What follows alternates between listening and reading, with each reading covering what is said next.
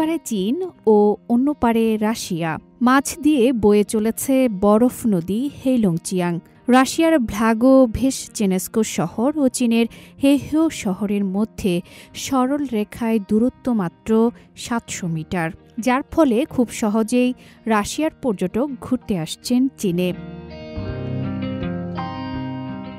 রাশিয়ার পর্যটকদের হেইহেও শহর ঘুরতে আসার অন্যতম আকর্ষণ চীনের ঐতিহ্যবাহী চিকিৎসা পদ্ধতি টিসিএম।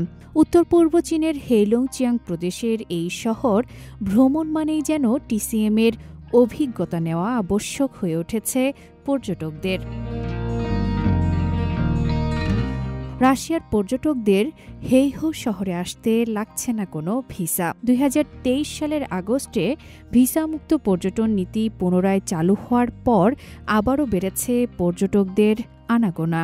ঘুরতে আসা রাশিয়ান পর্যটক বলেন, আমি প্রথমবারের মতো এখানে এসেছি। আমি এখানকার সংস্কৃতি, খাবার এবং ভাষা খুব পছন্দ করি। আমি চীনকে ভালোবাসি এবং ভবিষ্যতে এখানে থাকতে চাই।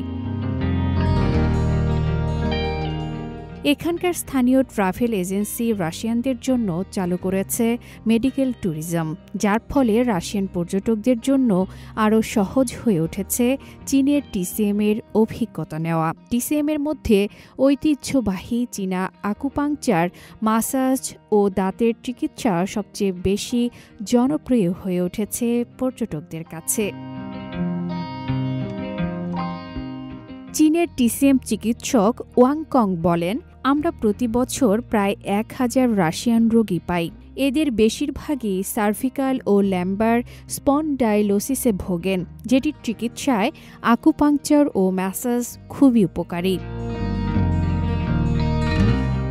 অনেক রাশিয়ান ইতিমধ্যেই ঐতিহ্যবাহী চীনা চিকিৎসার ভক্ত হয়ে গেছেন এবং নিয়মিত শারীরিক থেরাপি ও পুনর্বাসনের জন্য আসছেন চীনে। গেল বছর প্রায় ৭,৬০,০০০ চীনা ও রাশিয়ান পর্যটক হেইহেও চেকপয়েন্ট দিয়ে যাতায়াত করেছেন।